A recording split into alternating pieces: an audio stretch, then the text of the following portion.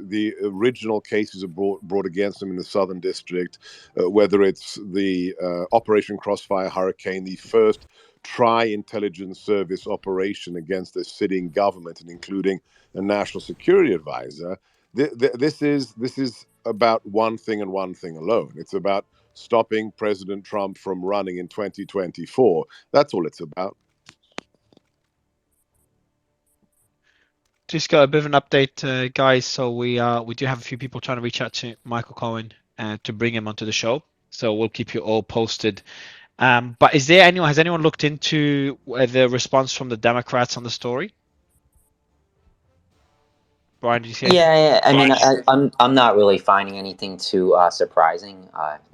Basically, just saying that this is what to expect. I think I haven't seen anybody saying that No, this shouldn't have happened or. that I put up on the nest, I think, Mario. None of the Democrats of note, leadership of note, have issued statements, unlike Speaker McCarthy. So my assessment on this is that they're going to keep this very, very low key until the charges are public. So there's a gentleman here, Yeah. John Cardillo, just tweeted the following. I'm going to invite him now. Let me see who John Cardillo is. Actually, one of the moderators, I think, Nick, you sent that, or Slayman, you sent me. So, TV host, NYPD and a radio TV host of Once Upon a Time. So he says the following: New York City law enforcement sources telling me that the Manhattan DA's office is in, quote, in chaos. They're telling me about 60% of the office wants no part of this and wishes Bragg and Rice would just stop the nonsense. They all know there is no crime, apparently all being driven by a small group of radicals at the top, very similar to Russiagate. So obviously, this is, I'm just reading out what one person's take is. It's no evidence we have on this, but I'll invite John up now to get his thoughts on what his source of information is for this. It's actually interesting. Let me send out an invite. Chris, sorry. No, go ahead, Simon. Chris, so just let's say in a hypothetical, Trump is charged, unless this goes all the way to trial, what would a possible timeline look like? You're assuming that he's going to be extradited as well, that he's going to either voluntarily surrender, or he's going or there's going to be extradition, because that's another prerequisite here, right? I mean, he's not a New York resident. They're going to have to get him, and I think it's a low probability that Ron DeSantis is going to allow, very low probability, for a number of reasons, that Ron DeSantis is going to allow his extradition. But let's assume he is brought in. He's got a preliminary hearing. By the way, I mean, he's going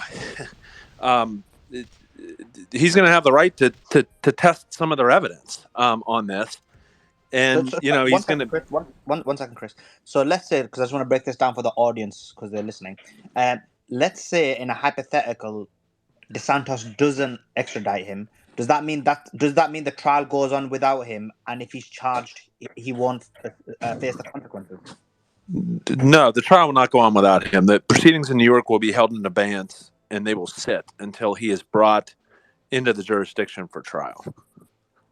So that means if he was not to be extradited, this trial would not go ahead. Correct. It would sit. Okay. And now, by the way, there's a run up to the trial, right? I mean, the defendant is entitled to discovery.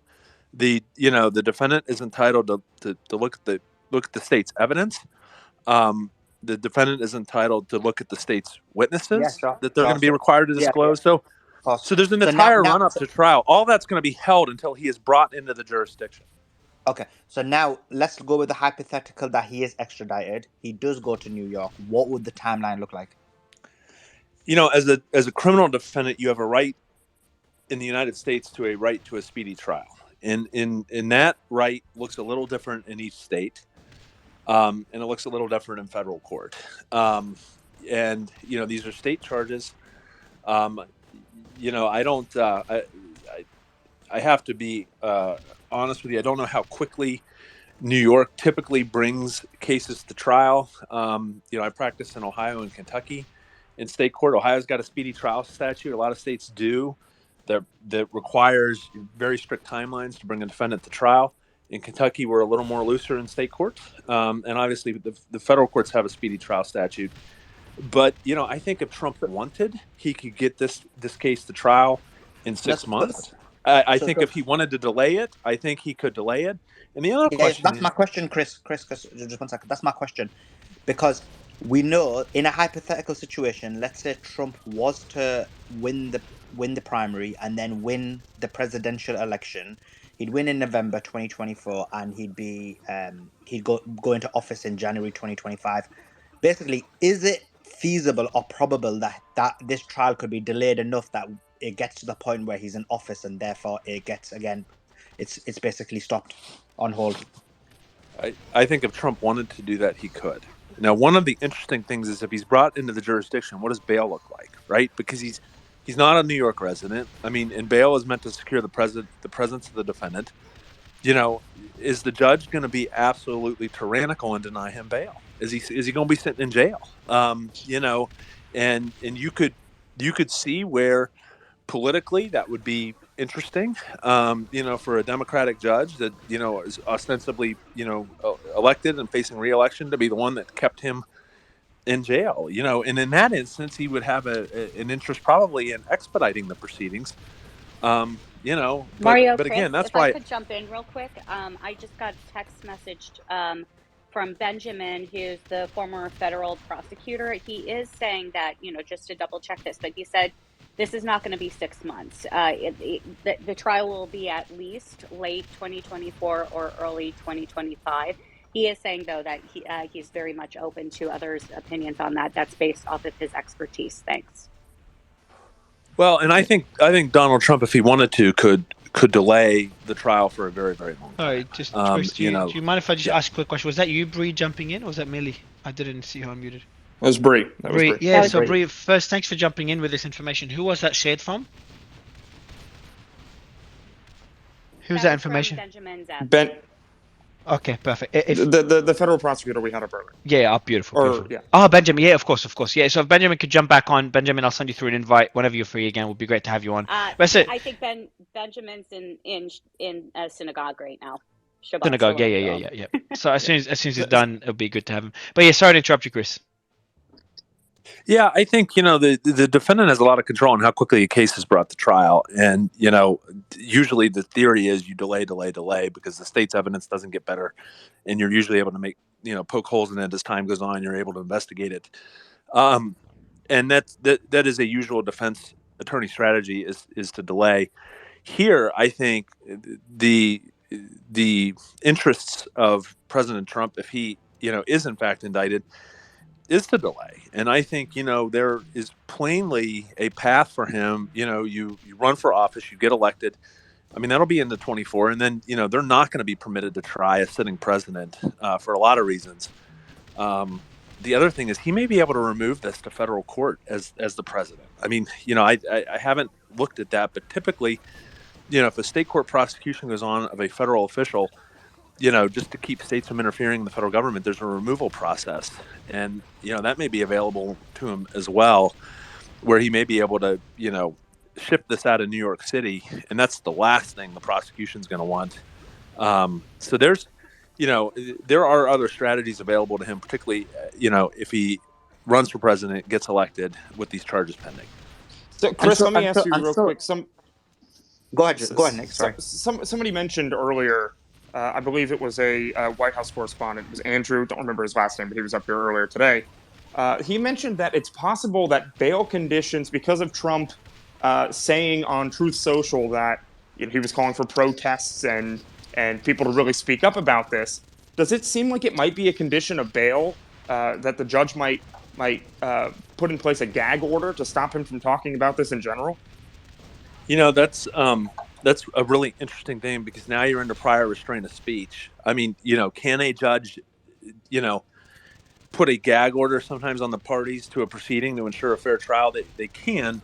But when you gag a party to a proceeding, there's all kinds of findings you have to do when you start to suppress free speech, and that becomes even more critical when you're dealing with people in the political realm, where free speech is at its height. That's why we have separate standards for libel and defamation for public figures. I think that's the kind of thing that could that could get, you know, writ activities going on. That's kind of an unusual procedure in appellate courts, and you know, that's something the U.S. Supreme Court could look at ultimately. You know, because you're dealing with First Amendment. I think that I don't see that happening right off the bat. I don't think they're going to put a gag order in right off the bat. I think that if Trump begins making posts on Truth Social, or maybe he comes back to Twitter and he starts posting on Facebook, and those posts somehow put any trial at risk, and that he could be intimidating witnesses or I mean, doing any number of things. I think that's when the judge could come in and probably first give a warning before issuing some kind of gag order. Okay. Let me ask If you Ryan. don't mind, Yeah, sorry. If do you have breaking news, Millie, or do you have any update? I wanted to ask Chris a question because I have spoken, like I've known several of Trump's lawyers, and we've talked about this scenario before, and I asked a lot of the same questions pertaining to, like, well, couldn't a red state governor kind of offer sanctuary and Trump not turn himself in? And what I got was something more along the lines of that they wouldn't advise that because um, wouldn't that most likely put him in a situation where they could hold him saying he's a flight risk, or that he's not willing to present to court, Chris? I mean, if they eventually get him into New York, yes. And the other thing that could do, I mean, you know, that's going to make bail less likely in New York. You know, if you're hanging out in Florida and you're declining to, you know, to show up, and those are the things you got to weigh. You know, do you want to, you know, what do you think the chances are of Ron DeSantis, you know, withholding extradition? Are you willing to conduct a presidential campaign only in deep red states? You know, those are the questions I think they're going to have to ask. And you know, there's not easy political answers to that, and there's not easy legal question or legal answers to that, in the sense that, you know, if you don't go to New York and they eventually get you in New York, yeah, you're not probably getting out on bail. Well, and you had to also look at the optics. I think the optics would be horrible for Trump if he didn't